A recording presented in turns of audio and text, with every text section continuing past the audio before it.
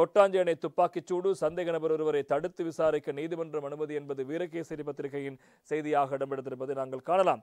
Kotanchenai police பிரிவில் தொலைபேசி விற்பனை நிலையம் ஒன்றை நடாத்தி வந்த 38 வயதான சிவலிங்கம் சசிகுமார் எனும் நபர் சுட்டுக் கொல்லப்பட்ட சம்பவம் தொடர்பில் உதவி ஒத்தாசை புரிந்ததாக கூறி கைது செய்யப்பட்ட சந்தேக நபர் ஒருவரை இவ்வாறு தடுப்பு காவலில் வைத்து விசாரிக்க நீதிமன்றம் கொட்டாஞ்சேனை போலீசாருக்கு நேற்று அனுமதி வழங்கியிருக்கிறது. கொழும்பு 15 மெர்சந்த செவன வீட்டு திட்டத்தில் வசிக்கும் ஒருவரே நேற்று கொட்டாஞ்சேனை போலீசாரால் நீதிமன்றில் ஆஜர்படுத்தப்பட்டார். கொட்டாஞ்சேனை போலீஸ் நிலையத்தின் உப போலீஸ் பரிசோதகர் அரவிந்த் நீதிமன்றில் அறிக்கை சமர்ப்பித்து சந்தேக நபர் தடுப்பு காவலில் உத்தரவின் கீழ் தடுத்து வைக்கப்பட்டு விசாரிக்கப்பட்டு வருவதாக கூறினார். துப்பாக்கிச் சூட்டை நடத்தியவர்களுக்கு துப்பாக்கியை வழங்கியது இந்த சந்தேக நபர் தான் என்பது விசாரணைகளில் தெரிய வந்திருப்பதாக போலீசார் நீதிமன்றத்துக்கு அறிவித்திருக்கிறார்கள்.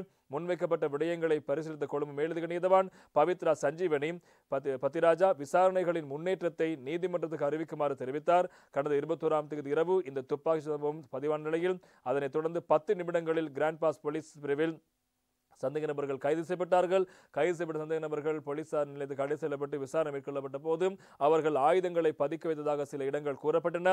அந்த இடத்துக்கு போலீசார் அவர்களை அழைத்து சென்ற போது கிராண்ட் பாஸ் போலீஸ் நிலைய பொறுப்பு அதிகாரிகளுடைய துப்பாக்கியை பறித்து அவர்கள் மீது துப்பாக்கி நடத்துவதற்கு இந்த இரு சந்தேக நபர்கள் முயற்சித்ததாக தெரிவித்து அதன் போது தங்களுடைய பாதுகாப்புக்காக போலீசார் மேற்கொண்ட துப்பாக்கி சம்பவத்தில் இந்த துப்பாக்கி பிரயோகத்தை மேற்கொண்ட இருவரும் சுட்டுக் கொல்லப்பட்டார்கள். எனவே அதில் காயமடைந்த கான்ஸ்டபிள் ஒருவர் இன்னும் கொழும்பு தேசிய வைத்தியசாலை சிகிச்சைக்காக அனுமதிக்கப்பட்டு சிகிச்சை பெற்று வருகிறார். எனவே இந்த சம்பவம் தொடர்பாக அந்த சந்தேக நபர்களுக்கு அந்த கொலையாளிகளுக்கு துப்பாக்கியை வழங்கிய அந்த நபர் இப்போது கைது செய்யப்பட்டு தடுப்பு காவலில் வைத்து விசாரணைக்கு உட்படுத்த